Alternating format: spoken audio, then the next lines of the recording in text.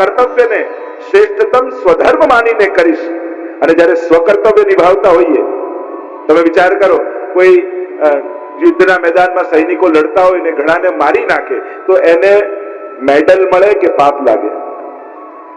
તમને આટલા બધાને મારીને આવે તો ગવર્મેન્ટ એને મેડલ આપે. ધર્મ એને શ્રેષ્ઠતમ સુરવીર કહે છે કે આના કારણે દેશની રક્ષા માટે આને આટલા શત્રુઓને માર્યા છે, કારણ એને સ્વધર્મ નિભાવ્યો છે. એટલે પાપ અને પુણ્યથી પણ પર છે સ્વધર્મ. અને જ્યારે સ્વધર્મમાં તમે સ્થિત હોવ છો ત્યારે પાપ પુણ્યના વિચાર તમારામાં આવતા નથી, કારણ અરે સ્વધર્મમાં તમે, અને યોગમાં છો તમે. સ્વકર્મણાત્મભ્યચ સિદ્ધિ વિદંતિ માનવ, આગળ જે કહ્યું છે, જ્યારે સ્વધર્મમાં સ્થિત છો અને સ્વકર્તવ્ય કરી રહ્યા છો ત્યારે પાપ પુણ્યનો હિસાબ લાગે. કોઈ સફાઈ વાળો હોય એ રોજ સફાઈમાં કેટલા જીવો જતા હોય, કેટલું થતું હોય, હવે એમ વિચાર કે ના આમ થાય છે એટલે હું સફાઈનું કામ મૂકી દઉં તો ચાલે? સ્વકર્તવ્ય કરી રહ્યો છે, એનું કામ કરી રહ્યો છે, એનું કામ આ છે, તો એને પાપ નથી લાગતું. અમુક સ્થાનો, અમુક કર્મો, અમુક કર્તવ્યો એવા છે કે પાપ પુણ્યથી પર હોય છે. એમ પરમાત્મા સમજાવતા યોગ કર્મ સુ કૌશલમ, તમે જે કાર્ય કરો એ શ્રેષ્ઠતમ રીતે કરો. જે પણ ક્ષેત્રમાં હો, તમે ડોક્ટર હો, તમે બિલ્ડર હો, તમે શિક્ષક હો, જે પણ ક્ષેત્રમાં, તમે બિઝનેસમેન છો. આ તો આપણે બહુ સંન્યાસીઓનું સાંભળી એવું માનવા લાગ્યા કે આ ધંધો કરવો, ધન કમાવવું, પરિવારમાં રહેવું, જાણે પાપ જ ન કરતા હોય.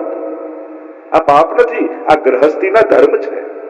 તમે ગ્રહસ્થી થઈ અને ગ્રહસ્થ ધર્મ બરાબર ન નિભાવો તો તમને પાપ લાગે છે.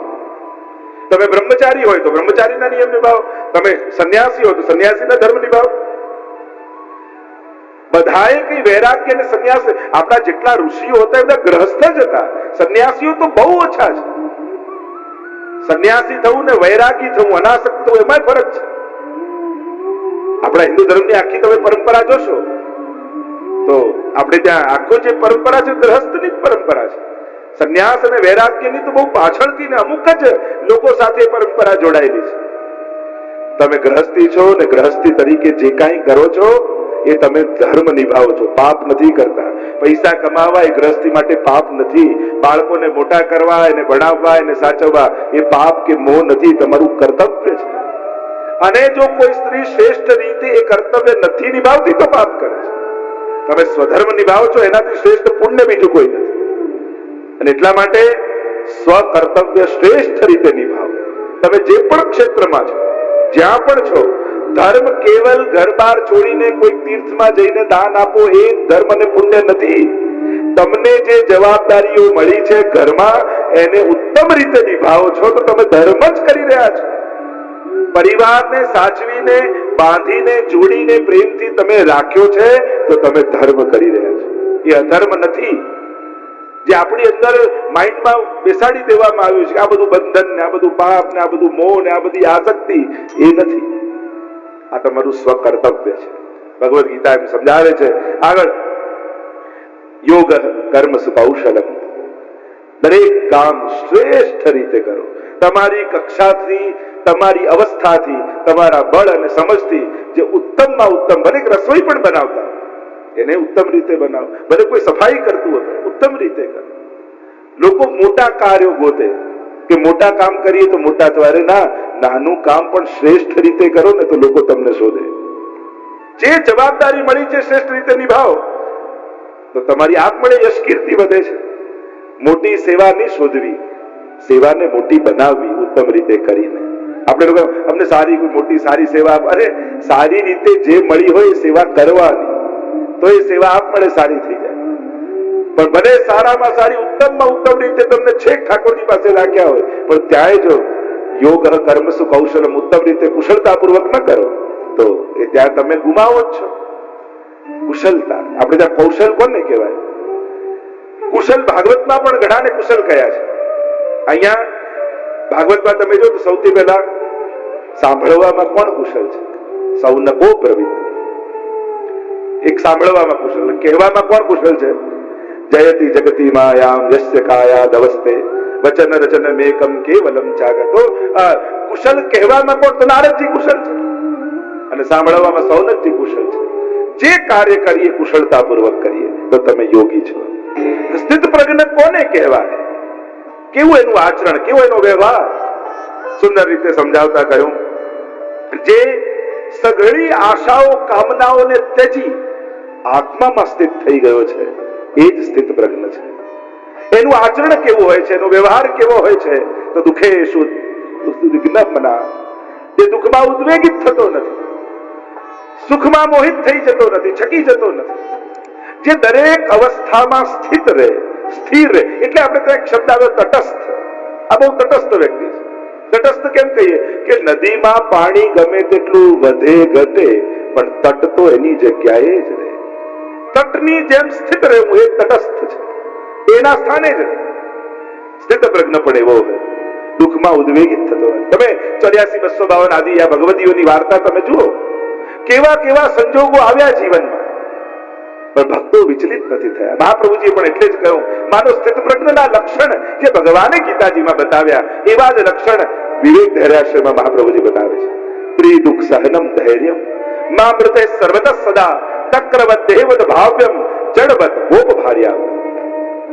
દુઃખેષુ ઉદ્વિગ્નમનઃ, દુઃખમાં જે ઉદ્વેગિત નથી થતો, કારણ એને ખબર છે કે આ દુઃખ શેના માટે આવ્યું. એક વસ્તુ યાદ રાખો, સાચા દુઃખનું જ્ઞાન ન હોવાને કારણે મનોકલ્પિત દુઃખોમાં આપણે બધા જ દુઃખી છીએ. જે દિવસે સાચા દુઃખનો અનુભવ, સાચા દુઃખનું ભાન આપણને થશે, એ દિવસે કલ્પિત દુઃખો બધા સમાપ્ત થઈ જશે. સાચું દુઃખ શું છે? તો બ્રહ્મ સંબંધ લેતી સમયે તમે બોલો છો, ભગવાન કૃષ્ણથી વિકુટા પડે હજારો જન્મોનો અંતરાય થયો છે. એવો હું જીવ જેને હૃદયમાં તાપ ક્લેશનો આનંદ તિરોધાન થયો છે. ભગવાનથી છૂટા પડ્યા એનું જે સાચું આત્માનું જે દુઃખ છે એનું ભાન નથી. એટલે મન દ્વારા ઉભા કરેલા કલ્પિત દુઃખોમાં આપણે બધા જ દુઃખી છીએ. સ્થિત પ્રજ્ઞ આત્મામાં સ્થિત છે. એ દુઃખમાં દુઃખી કેમ નથી થતો? કારણ કે એને સાચા દુઃખનું ભાન છે. અને સાચું દુઃખ એક આધ્યાત્મિક જીવ માટે જ છે. હું ભગવાનથી વિખૂટો પડ્યો, ફરી ભગવાनने ક્યારે पावीश? हनुमान जी कहते हैं कि मेरे जीवन में सबसे बड़ा दुख और दुख की क्षण वो है जिस क्षण हे राम मैं आपको भूल जाऊं. પ્રભુનું વિસ્મરણ એ જ ભક્ત માટે સૌથી મોટું દુઃખ છે. હું ભગવાનનો અંશ છું, હું ભગવાનનો છું, હું એમને પામવા માટે આવ્યો છું. અને ભગવાનથી વિખૂટા પડ્યાનું દુઃખ એ સાચું દુઃખ છે. સ્વયં મહાપ્રભુજી પણ દુઃખ માંગે છે ને, યચ્ચ દુઃખમ યશોદાયા નંદાદિનાંચ ગોકુલે ગોપિકાનાં તુ યદ દુઃખમ તદ દુઃખમ શાન મમ ક્વચિત. નિરોધ લક્ષણ ગ્રંથમાં 16 મહાપ્રભુજી આજ્ઞા કરે, મને ક્યારે એવું દુઃખ મળે? કયું દુઃખ? સાચું દુઃખ. સાચું કયું? પરમાત્માથી વિખૂટા પડવાનું જીવાત્માનું દુઃખ. જે દુઃખ એ યશોદાજીને મળે. યચ્ચ દુઃખમ યશોદાયા નંદાદિનાંચ ગોકુલે, જે નંદ બાબાને ગોકુળમાં દુઃખ મળ્યું. ગોપિકાનાં તુ યદ દુઃખમ, જે ગોપીઓને દુઃખ મળ્યું એવું દુઃખ મને ક્યારે થાય? અને જ્યારે આ દુઃખનું ભાન જીવને થાય કે ભગવાનથી વિખોટો પડ્યો છે, એ જ ક્ષણે સંસારના સર્વ આકર્ષણો સમાપ્ત થઈ જાય છે અને સ્થિત પ્રજ્ઞની અવસ્થા આવી જાય છે. એક બાળકને લઈને એનો પિતા મેળામાં ફરવા માટે નીકળે, અને ફરવા માટે નીકળે એટલે એક સ્ટોલ હોય મેળામાં, એટલે પપ્પાની આંગળી પકડી પેલો કે પકડી રાખે, આટલી બધી ભીડ છે તો આંગળી છૂટશે, ખોવાઈ જઈશ. અને પપ્પાનો હાથ પકડતા પકડતા બજારમાં જાય, મેળામાં જાય અને સ્ટોલ દેખાય, રમકડા. પપ્પા રમકડા અપાવો ને. પપ્પા કે હમણાં હાથ પકડી નાખ, આટલી ભીડ છે, ખોવાઈ જઈશ, પછી અપાવીશ. પાછા આગળ ગયા તો મીઠાઈની દુકાન, પપ્પા મીઠાઈ અપાવો ને. તને કહ્યું હાથ પકડી રાખ. આગળ ગયા તો સરસ કપડાની દુકાન આવી, પપ્પા કપડા અપાવો ને. જે દુકાન દેખાય પપ્પા અપાવો ને. પપ્પા કે હાથ પકડી રાખ, ખોવાઈ જઈશ. એટલામાં કઈક દોડા દોડી થઈ મેળામાં અને દીકરાનો હાથ છૂટી ગયો. હાથ છૂટી ગયો ને પિતા પોતે ચારે બાજુ ને પેલો ખૂણામાં બેઠો બેઠો રડે જાય, પપ્પા પાસે જવું છે, પપ્પા પાસે. એટલામાં એના પિતાના એક મિત્ર હતા, એ જોઈ ગયા કે આ તો મારા મિત્રનો દીકરો છે. તુરંત એની પાસે આવ્યા અને કહ્યું, અરે રડવાનું બંધ કર, હમણાં પપ્પા આવી જશે, તું રડવાનું બંધ કર. અને પેલો જોર જોરથી રડે, પપ્પા પાસે જવું છે, પપ્પા પાસે જવું છે. અરે તું રડવાનું બંધ કર, તને રમકડા અપાવું? રમકડા નથી જોઈતા, પપ્પા પાસે જવું છે. અરે તું રડવાનું બંધ કર, તને મીઠાઈ અપાવું? એકે મીઠાઈ નથી જોઈતી, પપ્પા પાસે જવું છે. અરે રડવાનું બંધ, તને કપડા આપો, એકે કપડું નથી જોઈતું, પપ્પા પાસે જવું છે. હાથ પકડેલો હતો ત્યાં સુધી બધે આકર્ષણ હતા. જે દિવસે ભાન થયું કે પિતાથી તો વિખૂટો પડી ગયો છું, બધેથી આકર્ષણ જતું રહ્યું. જે દિવસે આપણને ભાન થશે કે પરમ પિતાથી વિખૂટા પડ્યા છે, એ જ ક્ષણે સંસારના બધા આકર્ષણો સમાપ્ત થઈ જશે. સાચા દુઃખનું જ્ઞાન જ કલ્પિત દુઃખોને દૂર કરી શકે છે. બાકી દુઃખનું સમાધાન સુખ નથી, કારણ કે સુખ એ દુઃખનું જ સુંદર રૂપ છે. દુનિયાની કોઈ પણ વસ્તુ સુખ રૂપે આવે છે, એ જ બીજા દિવસે, ચોથા દિવસે, 1 વર્ષે કે 10 વર્ષે દુઃખરૂપ નથી બની જતી. દરેક વસ્તુ તમે જોઈ, ભગવાને ઘણી વસ્તુ દ્વંદ્વમાં જ બનાવી છે. સુખ દુઃખ, દિવસ રાત. તમને કોઈ એવો કોઈન તમે ભગવાન પાસે માંગો કે એમાં કિંગ હોય ને ક્રોસ ન હોય, હેડ હોય ને ટેલ ના હોય, તો ખોટો સિક્કો કહેવાય.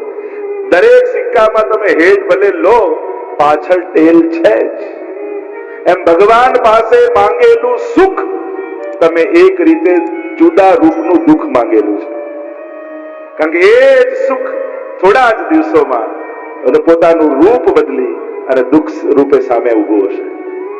એટલે જો તમે સુખ માંગતા હો તો એક રૂપથી તમે દુઃખ જ માંગી રહ્યા છો. પણ એ દુઃખ થોડા દિવસમાં દેખાય, સુખ પહેલી ક્ષણોમાં દેખાય. સાચા દુઃખનો અનુભવ, અસલી દુઃખનો અનુભવ, સાચા એટલે અસલી દુઃખનો અનુભવ, એ બધા જ આકર્ષણોને આત્મામાં સ્થિત પ્રજ્ઞની જેમ કરી નાખે છે. જડ ભરતજીની વાર્તા આવે છે ને, કેવા જડ ભરતની જેમ રહે છે ને, કેવી સુંદર સંવાદ એમના થયા છે રહુગણ રાજા સાથે. કઈ રીતે સ્થિત પ્રજ્ઞ હોય, જડ ભરતની વાર્તા જેમ સ્થિત પ્રજ્ઞના જે લક્ષણ બતાવ્યા છે, રાગ દ્વેષ મુક્ત છે, સુખ દુઃખ મુક્ત છે. ભગવાન વારે ઘડી દ્વંદ્વૈર મુક્તા, કારણ જીવાત્માનું લક્ષ્ય આનંદ છે, સુખ નથી.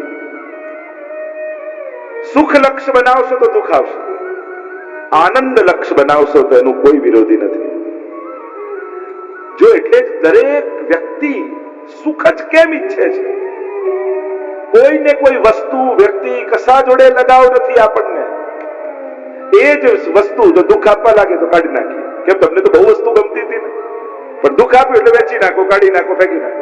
એ જ વ્યક્તિ દુઃખ આપવા લાગે તો ગમે તેટલો નજીકનો સગો હોય પણ એને છોડી દઈએ. આપણને વસ્તુ કે વ્યક્તિ જોડે લગાવ હતો જ નહીં, આપણને તો સુખ જોડે લગાવ હતો. ગમે તેટલું માણસ ખરાબ કામ પણ કરે છે પણ મેળવવા તો સુખ જ. સુસાઇડ પણ કરે તો મરી જવું, સુખી થઈ જવું ઈચ્છે છે તો સુખ જ.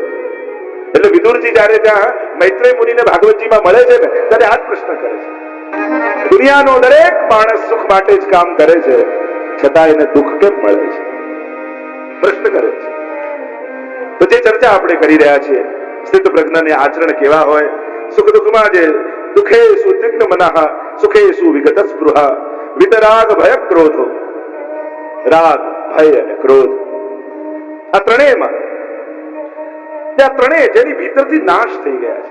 તમે ઘણી વાર લોકો પૂછે, આ ક્રોધ, લોભ, ઈર્ષા, દ્વેષ, આ બધું ભગવાનને ગમતું જ નથી તો મસાલો અંદર નાખ્યો જ કેમ? આ બધું ગમતું નથી તો આપણી અંદર નાખ્યું કેમ આ બધું? તો કે એટલા માટે કે આ બધું જરૂરી છે. ફરક એટલો છે, આ બધાને તું વાપર તો કંઈક સર્જન થશે, અને આ બધું તને વાપરશે ને તો બધું વિસર્જન થઈ જશે. જો ક્રોધને તમે વાપરો તો બાળકો તમારા ક્રોધના બીકે ડર ભણશે, એમાં ડિસિપ્લિન આવશે, કંઈક ડિસિપ્લિન ઘરમાં આવી જશે. જો આમ નહીં, પપ્પા ખીજાશે, કંઈક સારું થાય છે, કારણ કે ક્રોધને તમે વાપર્યો. પણ જે દિવસે ક્રોધ તમને વાપરશે તો ઘર બહાર છોડીને બધા જતા રહેશે. ક્રોધ તમારા પર હાવી થઈ જશે ને એ તમને વાપરશે તો વિસર્જન. તમે વાપરશો તો કંઈક સારું થશે. મોહ છે એટલે તો માણસ ઘર બાંધીને રહે તો ભગવત સેવા કરી શકે છે. ભય છે એટલે તો જીવીએ છે, એ તો કોઈ પણ 10મા માળેથી કૂદી જાય. જો ભય જ ના હોય, ભય છે એટલે જીવન છે. જો તમારી અંદરથી ભય જતો રહે તો ગમે ત્યાં મરી જાઓ, ગમે ત્યાં અથડાઈ જવાય. ભય જ ક્યાંક આપણને બચાવીને રાખે છે, એ પણ ક્યાંક જરૂર છે. મૂળ વાત સમજવાની એ છે કે આ બધાનો આપણે ઉપયોગ કરીએ તો કંઈક સારું થાય, પણ આ બધા આપણા પર હાવી થઈ જાય અને એ આપણો ઉપયોગ કરવા લાગે તો બધું જ વિસર્જન થઈ જાય.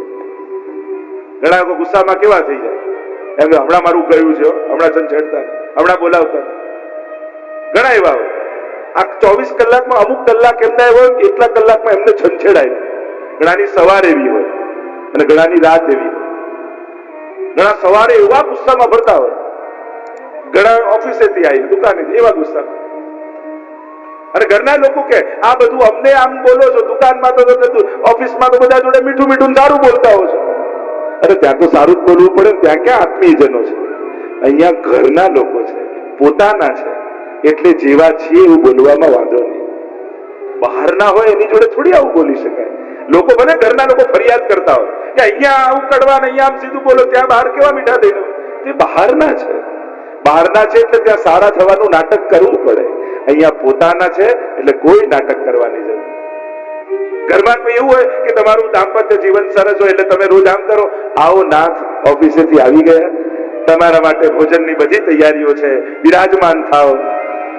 આપણે તેમ કે જમી લો તો હમણાં ઠંડુ થઈ જશે પછી ગરમ નહીં કરવું. ઘરે તો આવું જ હોય ને. ત્યાં કોઈ આમ આદર આપીને આજે સ્વાગત થાય.